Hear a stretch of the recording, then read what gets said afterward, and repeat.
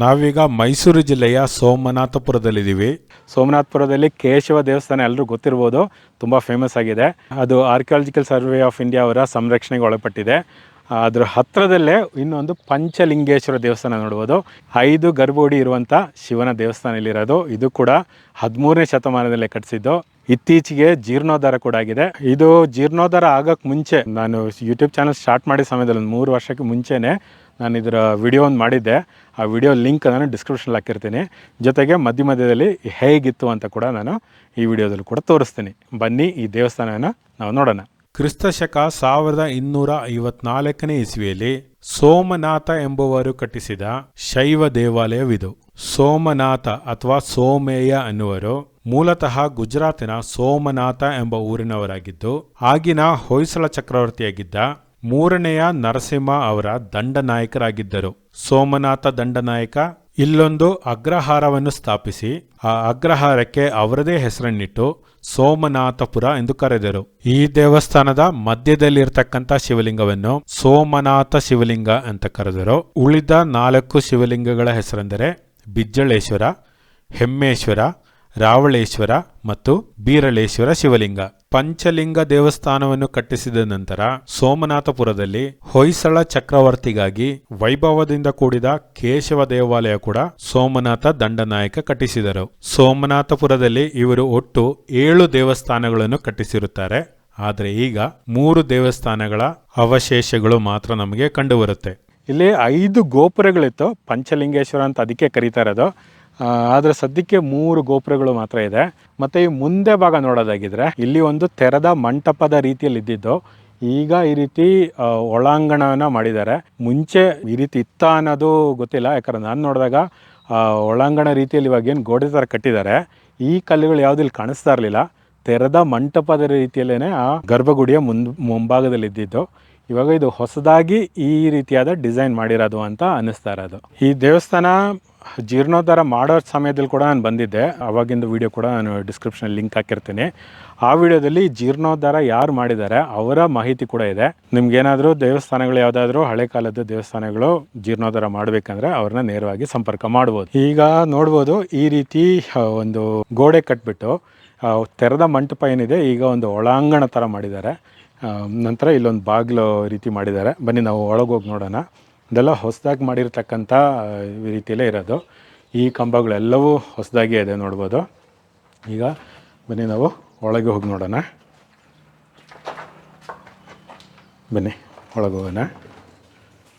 ಇಲ್ಲಿ ಬರ್ತಿದ್ದಂಗೆ ನೋಡ್ಬೋದು ಒಂದು ಶಿವಲಿಂಗ ಕಾಣುತ್ತೆ. ಇದೇ ಸೋಮನಾಥೇಶ್ವರ ಶಿವಲಿಂಗ ಇರ್ಬೋದು. ಆಮೇಲೆ ಇದೇ ರೀತಿ ಬೇರೆ 4 ಶಿವಲಿಂಗ, 2 ಕಡೆ 2 ಶಿವಲಿಂಗಗಳಿದೆ. ಸೊ ಇದು ಸೋಮೇಯ ಅನ್ನೋರನ್ನೇ ಪ್ರತಿಷ್ಠಾಪನೆ ಮಾಡಿದಂಥ ಶಿವಲಿಂಗ ಅಂತಲೇ ಹೇಳ್ಬೋದು. ಮೇಲ್ಛಾವಣಿ ನೋಡ್ಬೋದು. ಇದು ಹಳೆದೇ ಉಪಯೋಗಿಸಲಾಗಿದೆ, ಕೆಲವು ಭಾಗಗಳು ಮಾತ್ರ ಹೊಸದಿದೆ. ಹಾಗೆ ಪೀಠ ಹಳೆಯದೇ ಇದೆ. ಹಾಗೆ ನೋಡ್ಬೋದು 2 ಬದಿಯಲ್ಲಿ ಯಾವ ರೀತಿ ಕಂಬಗಳು ಈ ಕಡೆ ಆಗಲಿ ಅಥವಾ ಈ ಬದಿಯಲ್ಲಿ ನೋಡ್ಬೋದು ಎಷ್ಟು ಉದ್ದಕ್ಕೆ ನಮ್ಗೆ ಕಾಣ್ತಾ ಇದೆ ಅಂತ. ನಾನು ಆಗಲೇ ಹೇಳ್ದಂಗೆ ಇದೆಲ್ಲ ತೆರೆದ ಮಂಟಪ ರೀತಿಯಲ್ಲಿ ಇದ್ದಿದ್ದು. ಇಲ್ಲಿ ಈ ರೀತಿಯಾದ ಗೋಡೆಗಳು, ಇವು ಹೊಸ ಗೋಡೆಗಳೇನಿದೆ ಇದು ಇರಲಿಲ್ಲ. ಈ ಕಂಬಗಳು ಇಲ್ಲಿ ನೋಡ್ಬೋದು, ಇದು ಹಳೆ ಕಂಬಗಳು. ಕೆಲವು ಮಾತ್ರ ಅಲ್ಲಿ ನಮಗೆ ಹೊಸ ಕಂಬಗಳು ಕಾಣಿಸ್ಕೊಳ್ಳುತ್ತೆ.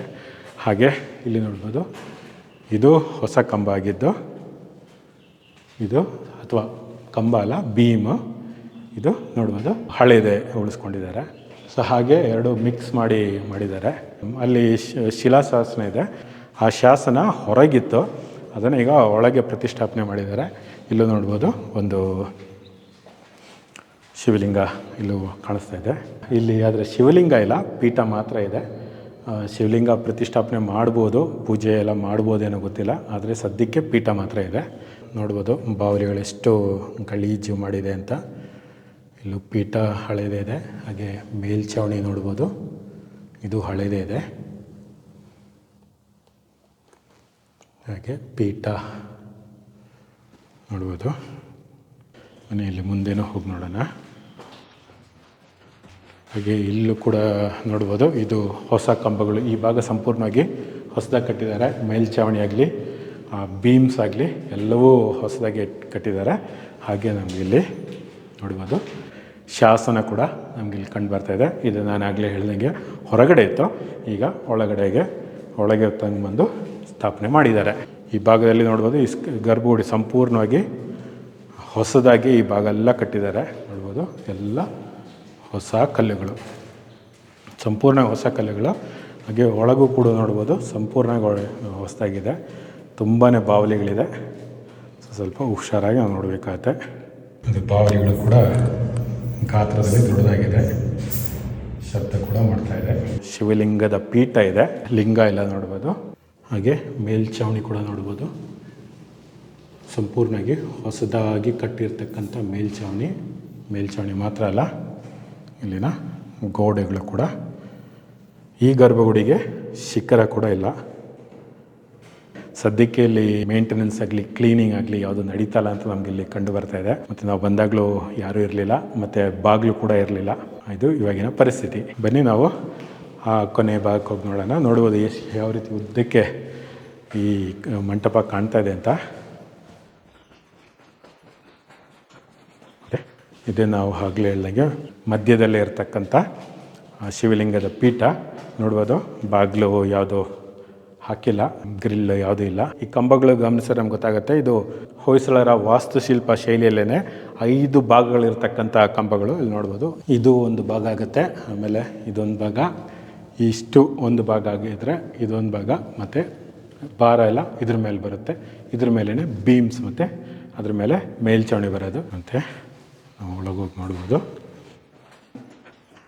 ಇಲ್ಲಿ ನೋಡ್ಬೋದು ಮತ್ತೆ ಒಂದು ಶಿವಲಿಂಗದ ಪೀಠ ಇದೆ, ಲಿಂಗ ಇಲ್ಲ.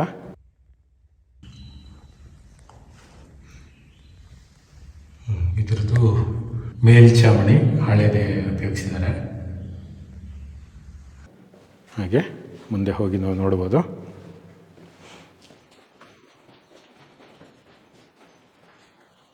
ಇಲ್ಲೂ ಕೂಡ ಒಂದು ಪೀಠ ಇದೆ, ಆದರೆ ಶಿವಲಿಂಗ ಇಲ್ಲ. ನೋಡ್ಬೋದು ನಾವು ಬಾವಲಿಗಳು ಓಡಾಡ್ತಾ ಇರೋದು ನೋಡ್ಬೋದು. ತುಂಬ ಇದೆ. ಇಲ್ಲಿ ನೋಡ್ಬೋದು ಗರ್ಭಗುಡಿಗೆ ಮುಂದೆ ಇರ್ತಕ್ಕಂಥ ಈ ಬಾಗಿಲಲ್ಲಿ ಇರ್ತಕ್ಕಂಥ ಕೆತ್ತನೆ ಎಲ್ಲ ಎಷ್ಟು ಸುಂದರವಾಗಿ ಮಾಡಿದ್ದಾರೆ ಅಂತ ನೋಡ್ಬೋದು. ಹೇಗೆ ಉದ್ದಕ್ಕೆ ಇದು ಈ ಮಂಟಪ ಕಾಣ್ತಾ ಇದೆ ಅಂತ. ಅಲ್ಲಿ ಕೊನೆಗೆ ಕಾಣ್ತಾ ಇರೋದೇ ಶಾಸನ, ಅಲ್ಲಿ ಇದು ಮಾಡಿರೋದು. ಸೊ ಈ ಒಂದು ಭಾಗ ತುಂಬ ಸುಂದರವಾಗಿ ಕಾಣ್ತಾ ಇದೆ. ಮೇಲ್ಛಾವಣಿಯಲ್ಲೂ ಕೂಡ ಸಾಕಷ್ಟು ಕೆತ್ತನೆಗಳಿದೆ, ಅದು ಕೂಡ ನಾವು ಎಲ್ಲನೂ ವಿಭಿನ್ನವಾದಂಥ ಕೆತ್ತನೆಗಳು, ಅದು ಕೂಡ ನಾವು ಒಂದೊಂದು ನೋಡ್ಬೋದು. ಈ ಭಾಗದಲ್ಲಿ ಇಲ್ಲಿನ ಗೋಪುರ ಒಂದು ಅರ್ಧ ಭಾಗ ಬಿದ್ದೋಗಿತ್ತು. ಹಾಗೆ ಈ ಗೋಡೆಗಳೆಲ್ಲ ಸಂಪೂರ್ಣವಾಗಿ ಬಿದ್ದಿತ್ತು. ನೋಡ್ಬೋದು ಹೊಸ ಗೋಡೆಗಳೆಲ್ಲ ಅಥವಾ ಹೊಸ ಕಲ್ಲುಗಳಲ್ಲಿ ಕೂರಿಸಿರೋದು. ಕೆಲವು ಗರ್ಭಗುಡಿಯ ಮುಂದೆ ನೋಡ್ಬೋದು ಕೆಲವು ಪೀಠಗಳು ಕೂಡ ಇದೆ. ಕೆಲವೊಂದು ಗರ್ಭಗುಡಿ ಮುಂದೆ ಮಾತ್ರ ಈ ರೀತಿ ಪೀಠಗಳಿರೋದು. ಇದು ಹಳೆ ಪೀಠ ಇದ್ದರೂ ಇರ್ಬೋದು. ಈಗ ನಾವು ಈ ದೇವಸ್ಥಾನದ ಹಿಂಭಾಗಕ್ಕೆ ಹೋಗಿ, ಅಂದರೆ ಈ ಭಾಗದಿಂದ ಹೋಗಿ ಹಿಂಭಾಗ ಕೂಡ ನೋಡೋಣ. ಅಲ್ಲಿ ಶಿಖರಗಳು ನಮಗೆ ತುಂಬ ಹತ್ತಿರದಿಂದ ಕಾಣುತ್ತೆ. ಬನ್ನಿ ಅಲ್ಲಿ ಹಿಂದೆ ಹೋಗಿ ನೋಡೋಣ. ಇಲ್ಲಿ ಸುತ್ತಮುತ್ತ ನೋಡ್ಬೋದು ತೋಟಗಳೆಲ್ಲ ಇದೆ. ಸೊ ಬರುವಾಗ ತೋಟಗಳನ್ನ ಹಾಳು ಮಾಡದೇ ರೀತಿ ನಾವು ನೋಡಬೇಕಾಗತ್ತೆ. ಬೆಳೆ ಎಲ್ಲ ಬೆಳೀತಾ ಇದ್ದಾರೆ, ಭತ್ತ ಬೆಳೀತಿದ್ದಾರೆ. ಇಲ್ಲಿ ಬನ್ನೂರು ನಮ್ಗೆ ಗೊತ್ತಿರೋದೇನೆ ಹಸಿ ಭತ್ತ, ಬಿಸಿ ಬೆಲ್ಲದ ಊರು ಅಂತ ಏನಕ್ಕೆ ಕರಿತೀವಿ. ನೋಡೋದು ಹಸಿ ಭತ್ತ ಇಲ್ಲೇ ಕಾಣಿಸ್ತದೆ ನಮ್ಮ ಪಕ್ಕದಲ್ಲೇನೆ. ಈಗ ಸೈಡಿಗೆ ಬಂದಿದ್ದೀವಿ. ಇದು ಆಗಲೇ ಹೇಳ್ದಂಗೆ ನಾವು ಒಳಗಿಂದ ತೋರಿಸಿದ್ದೆ. ಈ ಭಾಗ ಸಂಪೂರ್ಣವಾಗಿ ಹೊಸದಾಗಿ ಕಟ್ಟಿರೋದು. ಹಿಂದೆ ನಮ್ಗೆ ಗೊತ್ತಾಗುತ್ತೆ. ಮುಂದೆ ಅಂತೂ ಈ ಮಂಟಪದ ರೀತಿಯಲ್ಲಿ ಕಟ್ಟಿರ್ತಕ್ಕಂಥದ್ದು ಎಲ್ಲನೂ ಹೊಸದೇನೆ. ನೋಡ್ಬೋದು ಅಲ್ಲಿ ಹಳೆಯ ಗೋಪುರಗಳು ಕಾಣ್ತಾ ಇದೆಯಲ್ಲ, ಅದೇ ರೀತಿಯಲ್ಲಿ ನೋಡೋದು ಹೊಸದಾಗಿ ಕಟ್ಟಿರ್ತಕ್ಕಂಥ ಈ ಗರ್ಭಗುಡಿನೇ ಹೊಸದಾಗಿ ಕಟ್ಟಿದ್ದಾರೆ. ಇದು ಸಂಪೂರ್ಣವಾಗಿ ಹಾಳಾಗಿತ್ತು. ಈಗ ಇದು ಸಂಪೂರ್ಣವಾಗಿ ಈ ಗರ್ಭಗುಡಿ ಕಟ್ಟಿದ್ದಾರೆ. ಇದರ ಮೇಲೆ ಶಿಖರ ಇಲ್ಲ. ಇದು ಹಳೆ ಗರ್ಭಗುಡಿನ ಉಳಿಸಿದ್ದಾರೆ, ಶಿಖರ ಕೂಡ ಹಳೆದು ಉಳಿಸಿದ್ದಾರೆ. ಮುಂಭಾಗದಲ್ಲಿ ಮಾತ್ರ ಒಂದು ಸ್ವಲ್ಪ ಭಾಗ ಹೊಸದಾಗಿ ಕಟ್ಟಿರೋದು. ಸೊ ಇಲ್ಲಿ ನೋಡ್ಬೋದು ಯಾವ ರೀತಿ ಈ ಶೇಪ್ ಇದೆ ಅಂತ. ಈ ರೀತಿ ಒಂದು ಅರ್ಧ ಚೌಕಾಕಾರ ಅಂತ ಹೇಳ್ಬೋದು. ಗರ್ಭಗುಡಿ ಇರೋ ಭಾಗ ಹಿಂದೆ ಬಂದು, ಇಲ್ಲದಿದ್ದರೆ ಮಂಟಪದ ಭಾಗ ಮಾತ್ರ ಇರೋ ಥರ ಇದು ಕಟ್ಟಿರೋದು. ಸಾಮಾನ್ಯ ಎಲ್ಲ ಪಂಚಲಿಂಗೇಶ್ವರ ದೇವಸ್ಥಾನವೂ ಹೀಗೇನೆ. ಗೋವಿಂದನಹಳ್ಳಿಯಲ್ಲಿ ಇರತಕ್ಕಂಥ ಪಂಚಲಿಂಗೇಶ್ವರ ದೇವಸ್ಥಾನ ಕೂಡ ಇದೇ ರೀತಿಯಾದ ಒಂದು ಮಾದರಿಯಲ್ಲೇ ಕಟ್ಟಿರೋದು. ಆ ವಿಡಿಯೋದ ಲಿಂಕ್ ಕೂಡ ನಾನು ಡಿಸ್ಕ್ರಿಪ್ಷನಲ್ಲಿ ಹಾಕಿರ್ತೀನಿ. ಇಲ್ಲಿ ನೋಡ್ಬೋದು ದೇವಸ್ಥಾನದ ಹಳೆ ಕಲ್ಲುಗಳು ಎಲ್ಲ ಇಲ್ಲೇ ಇದೆ. ಈ ಭಾಗದಲ್ಲೆಲ್ಲ ಹಳೆ ಕಲ್ಲುಗಳು ಕಾಣ್ತಾ ಇದೆ. ಶಿಖರಗಳಾಗಲಿ ಅಥವಾ ಗರ್ಭಗುಡಿಗಳಾಗಲಿ ಅಥವಾ ದೇವಸ್ಥಾನಗಳೇ ಆಗಲಿ ನಾವು ಗಮನಿಸೋದು ಗೊತ್ತಾಗುತ್ತೆ, ಇವೆಲ್ಲ ಇಂಟರ್ಲಾಕಿಂಗ್ ಶೈಲಿಯಲ್ಲಿ ಮಾಡಿರೋದು. ಅದು ನಮ್ಮ ಗೈಡ್ ಟೂರೆಲ್ಲ ನಾನು ವಿಡಿಯೋ ಮಾಡಿದಾಗ ಅವರು ಹೇಳಿದರು, ಅದನ್ನು ಸಂಪೂರ್ಣವಾಗಿ ಬಿಚ್ಚಿ ಮತ್ತೆ ಮರುಜೋಡಣೆ ಮಾಡ್ಬೋದು, ಆ ರೀತಿ ಕಟ್ಟಿರ್ತಕ್ಕಂಥ ದೇವಸ್ಥಾನ ಇದು. ಅಂದರೆ ಇದು ಯಾವ ರೀತಿ ಕಟ್ಟಿದೆ ಅಂದರೆ, ಜನ ಅದನ್ನು ಬೇಕು ಅಂತ ಬಲವಂತವಾಗಿ ಇದು ಹಾಳು ಮಾಡಿಲ್ಲ ಅಂದರೆ ಇನ್ನೂ 1000 ವರ್ಷ ಉಳ್ಕೊಳ್ಳುತ್ತೆ. ಆದರೆ ಅದನ್ನು ಕೆಡವಲೇಬೇಕು ಅಂತ ಕಷ್ಟಪಟ್ಟು ಕೆಡವಿದ್ರೆ ಸಂಪೂರ್ಣವಾಗಿ, ಅಂದರೆ ಒಂದು ಕಲ್ಲು ತೆಗೆದ್ರೂ ಸಾಕು ಇಡೀ ದೇವಸ್ಥಾನ ಶಿಖರ ಸಮೇತ ಬೀಳುವ ಸಾಧ್ಯತೆಗಳಿದೆ. ಆದರೆ ನಾವು ಹಾಗೇ ಬಿಟ್ಟರೆ, ಇಂಟರ್ಲಾಕಿಂಗ್ ಸಿಸ್ಟಮಲ್ಲಿ ಹಾಗೇ ಬಿಟ್ಟರೆ ಇದು ಇನ್ನೂ 1000 ವರ್ಷ ಕೂಡ ಅದೇ ರೀತಿಯಾಗಿ ಉಳ್ಕೊಂಡು ಹೋಗುತ್ತೆ. ಆ ಶಿಖರಕ್ಕಾಗಲಿ, ದೇವಸ್ಥಾನಕ್ಕಾಗಲಿ, ಗರ್ಭಗುಡಿಗಾಗಲಿ ಯಾವುದೇ ರೀತಿಯಾದ ಧಕ್ಕೆ ಆಗದೇ ಇರೋ ರೀತಿಯೇ ಈ ಎಲ್ಲ ದೇವಸ್ಥಾನಗಳು 2 ಲೇಯರ್ ಇದೆ. ಹೊರಗೊಂದು ಲೇಯರ್ ಆದರೆ ಒಳಗೆ ಇನ್ನೊಂದು ಲೇಯರ್ ಇರುತ್ತೆ. ಆ ರೀತಿ ಕಟ್ಟಿರ್ತಕ್ಕಂಥ ದೇವಸ್ಥಾನಗಳೇ ಇವೆಲ್ಲ. ಹಾಗಾಗಿ ಭಾಳಷ್ಟು ಶತಮಾನಗಳು ಬಾಳಿಕೆ ಬರ್ತಕ್ಕಂಥ ದೇವಸ್ಥಾನಗಳಿವೆಲ್ಲ. ಇದು ಹೊಯ್ಸಳರ ವಾಸ್ತುಶಿಲ್ಪದಲ್ಲಿ ಕಟ್ಟಿರ್ತಕ್ಕಂಥ ದೇವಸ್ಥಾನನೇ. ಅದು ಬೇಲೂರು ಹಳೆಬೀಡು ದೇವಸ್ಥಾನ ಎಲ್ಲ ಕಟ್ಟಿದ ನಂತರ ಕಟ್ಟಿರ್ತಕ್ಕಂಥ ದೇವಸ್ಥಾನ ಇದು. ಆದರೂ ನೋಡ್ಬೋದು ಇಲ್ಲಿ ಜಾಸ್ತಿ ಕೆತ್ತನೆಗಳು ಏನೂ ಇಲ್ಲ, ಈ ರೀತಿಯೇ ಸಿಂಪಲ್ಲಾಗೆ ಮಾಡಿರೋದು. ಕೆಲವು ವಿಡಿಯೋದಲ್ಲಿ ನೋಡಿರ್ಬೋದು, ಕೆಲವು ಹೊಯ್ಸಳ ದೇವಸ್ಥಾನಗಳನ್ನು ತೋರಿಸ್ಬಿಟ್ಟು ಇಲ್ಲಿ ಕೆತ್ತನೆಗಳು ಇರಬೇಕಿತ್ತು, ಸಿಸ್ಟಮ್ಯಾಟಿಕಲಿ ಆ ಕೆತ್ತನೆಗಳನ್ನ ತೆಗೆದುಹಾಕಿದ್ದಾರೆ, ಇದನ್ನು ನಮ್ಮ ಇತಿಹಾಸವನ್ನು ಅಳಿಸ್ಲಿಕ್ಕೆ ಯಾರು ಸಿಸ್ಟಮ್ಯಾಟಿಕಲಿ ಅದು ಬೇರೆ ಏನೋ ಪದಗಳೆಲ್ಲ ಉಪಯೋಗಿಸ್ತಾರೆ, ಆ ಥರ ಪ್ರಯತ್ನ ಪಟ್ಟಿದ್ದಾರೆ ಅಂತೆಲ್ಲ ಹೇಳಿರುವಂಥ ವಿಡಿಯೋ ತುಂಬ ವೈರಲ್ ಆಗಿದೆ. ಆದರೆ ಇಲ್ಲಿ ನೀವು ನೋಡ್ಬೋದು, ಇಲ್ಲಂತಲ್ಲ ಭಾಳಷ್ಟು ದೇವಸ್ಥಾನಗಳು ನಾನೇ ವಿಡಿಯೋ ಮಾಡಿದ್ದೀನಿ, ಕೆತ್ತನೆ ಇಲ್ಲದೆ ಇರತಕ್ಕಂಥ ದೇವಸ್ಥಾನಗಳು ನಮ್ಮ ಹೊಯ್ಸಳ ವಾಸ್ತುಶಿಲ್ಪದಲ್ಲಿ ಇದೆ. ಅದು ಹೇಗೆ ಅಂದರೆ ಯಾರು ಕಟ್ಟಿಸಿದ್ದಾರೆ ಅದ್ರ ಮೇಲೆ ಡಿಪೆಂಡ್ ಆಗುತ್ತೆ. ಇವಾಗ ರಾಜರೇ ಖುದ್ದಾಗಿ ಕಟ್ಟಿಸಿದ್ರೆ ಅಲ್ಲಿ ಭಾಳಷ್ಟು ಕೆತ್ತನೆಗಳು ಬರುತ್ತೆ. ಪಾಳೆಗಾರರು ಅಥವಾ ಯಾರಾದರೂ ವ್ಯಾಪಾರಿಗಳು ಕಟ್ಟಿಸಿದ್ರೆ ಕೆತ್ತನೆಗಳು ಸ್ವಲ್ಪ ಕಡಿಮೆ ಇರುತ್ತೆ. ಅಲ್ಲದೆ ಯಾರು ಇಲ್ಲಿ ಸಿಸ್ಟಮ್ಯಾಟಿಕ್ಲಿ ತೆಗೆದಿರತಕ್ಕಂಥದ್ದಲ್ಲ. ದೇವಸ್ಥಾನಗಳು ಖಂಡಿತ ಸಿಸ್ಟಮ್ಯಾಟಿಕ್ಲಿ ಹಾಳಾಗಿದೆ, ಹೌದು. ಕೆತ್ತನೆಗಳು ಕೂಡ ಕೆಲವು ದೇವಸ್ಥಾನಗಳಲ್ಲಿ, ಸೋಮನಾಥಪುರ ಕೇಶವ ದೇವಸ್ಥಾನಗಳು ಕೂಡ ಕೆತ್ತನೆಗಳನ್ನ ಹಾಳು ಮಾಡಿದ್ದಾರೆ. ಆದರೆ ಕೆತ್ತನೆಗಳು ಹಾಗೆ ಉಳ್ಕೊಂಡಿದೆ, ಆದರೆ ಅದು ಭಿನ್ನವಾಗಿರೋ ರೀತಿ. ಆ ಕೆತ್ತನೆ ಇದೆ, ಆದರೆ ಅದು ಭಿನ್ನವಾಗಿದೆ, ಆ ರೀತಿ ಹಾಳು ಮಾಡಿದ್ದಾರೆ. ಅಲ್ಲದೆ ಯಾರು ಕೂತ್ಕೊಂಡು ಸಿಸ್ಟಮ್ಯಾಟಿಕ್ಲಿ ಅದನ್ನು ಅಳಿಸಾಕಿಲ್ಲ. ಅದು ಇಲ್ಲೇ ನಮಗೆ ಸಾಕ್ಷಿಯಾಗಿ ನೋಡ್ಬೋದು. ಈ ಥರ ಭಾಳಷ್ಟು ದೇವಸ್ಥಾನ ಇದೆ. ನಾಳೆ ಆ ವ್ಯಕ್ತಿ ಇಲ್ಲೂ ಬರ್ಬೋದು, ಸಿಸ್ಟಮ್ಯಾಟಿಕ್ಲಿ ಅಳಿಸಾಕಿದ್ದಾರೆ ಅಂತ ಹೇಳ್ಬೋದು. ಅದನ್ನು ನೆನಪು ಇದು ಪಾಳೆಗಾರು ಕಟ್ಟಿಸಿದಂಥ ದೇವಸ್ಥಾನ. ಅದಕ್ಕೋಸ್ಕರ ವೈಭವ ಸ್ವಲ್ಪ ಕಡಿಮೆ ಇದೆ, ಕೆತ್ತನೆಗಳು, ಶಿಲ್ಪಕಲೆಗಳು ಸ್ವಲ್ಪ ಕಡಿಮೆ ಇದೆ ಅಂತಲೇ ಹೇಳ್ಬೋದು. ನಾನು ಆಗಲೇ ಹೇಳ್ದಂಗೆ, ಒಂದು ಬೇಕಂತ ಕೆಡವಿದ್ರೆ ಈ ರೀತಿಯಾದ ದೇವಸ್ಥಾನಗಳು ಅಥವಾ ಹಳೆಯ ವಾಸ್ತುಶಿಲ್ಪಗಳು ಅಥವಾ ವಾಸ್ತುಶೈಲಿಯಲ್ಲಿ ಕಟ್ಟಿರ್ತಕ್ಕಂಥ ದೇವಸ್ಥಾನಗಳು ಬೀಳುವ ಸಾಧ್ಯತೆ ಇದೆ. ಅದಲ್ಲದೆ ಕೆಲವು ಗಿಡಗಳು ಅಥವಾ ಮರಗಳು ಅದರ ಬೇರು ಬಿಡೋದ್ರಿಂದ, ಆ ಬೇರು ಕಲ್ಲಿನ ಒಳಗಿಂದ ಇಂಟರ್ಲಾಕಿಂಗ್ ಮಾಡಿರ್ತಕ್ಕಂಥ ಜಾಯಿಂಟ್ಸ್ ಏನಿದೆ ಅದ್ರ ಮಧ್ಯದಲ್ಲಿ ಬೇರು ಬಿಟ್ಟು ಅದು ಸೀಳುತ್ತೆ. ಅದರಿಂದ ಕೂಡ ಭಾಳಷ್ಟು ಹಳೆ ಕಾಲದ ದೇವಸ್ಥಾನಗಳು ನಾಶ ಆಗಿದೆ ಅಂತಲೇ ಹೇಳ್ಬೋದು, ಬಿದ್ದಿದೆ ಅಂತ ಹೇಳ್ಬೋದು. ಇಲ್ಲೂ ಕೂಡ ನೋಡ್ಬೋದು, ಮತ್ತೆ ಆ ರೀತಿಯಾದ ಗಿಡಗಳು ಶಿಖರಗಳ ಮೇಲೆ ಬೆಳೀತಾ ಇದೆ. ಅದು ಮತ್ತೆ ಜಾಸ್ತಿ ಬೆಳೆದ್ರೆ ಅದು ಬೇರು ಮತ್ತೆ ಅದರಲ್ಲಿ ಇಳಿದು, ಆಳವಾಗಿ ಇಳಿದು ಅದು ಸೀಳು ಬಿಡುತ್ತೆ, ಮತ್ತೆ ಈ ಗರ್ಭಗುಡಿ ಬೀಳೋ ಸಾಧ್ಯತೆ ಇದೆ. ಅದು ಜಾಸ್ತಿ ಬೆಳೆಯೋಕ್ಕೆ ಮುಂಚೆ ಈ ಗಿಡಗಳನ್ನೆಲ್ಲ ತೆಗೆದು ಸಂರಕ್ಷಣೆ ಮಾಡಬೇಕಾಗತ್ತೆ. ಸದ್ಯಕ್ಕೆ ನೋಡ್ಬೋದು ಯಾವುದೇ ರೀತಿಯಾದ ಮೇಂಟೆನೆನ್ಸ್ ಇಲ್ಲ ಅಂತಲೇ ಹೇಳ್ಬೋದು. ಪೊದೆಗಳೆಲ್ಲ ತುಂಬಾ ಬೆಳ್ಕೊಂಡಿದೆ. ಹಾಗೆ ಇಲ್ಲಿ ಬಾಗಿಲು ಕೂಡ ಇಲ್ಲ. ಮತ್ತು ಪೂಜೆ ಯಾವುದು ಶುರುವಾಗಿಲ್ಲ. ಪೂಜೆ ಶುರು ಮಾಡ್ತಾರೆ, ಇದನ್ನು ಮಾನ್ಯುಮೆಂಟಾಗಿ ಸ್ಮಾರಕವಾಗಿ ಉಳಿಸ್ತಾರ ಅಥವಾ ಪೂಜೆ ಇರ್ತಕ್ಕಂಥ ದೇವಸ್ಥಾನ ಆಗಿ ಮಾಡ್ತಾರ, ಅದ್ರ ಬಗ್ಗೆ ಯಾವುದೇ ರೀತಿಯಾದ ಮಾಹಿತಿ ಯಾವುದು ಬಂದಿಲ್ಲ.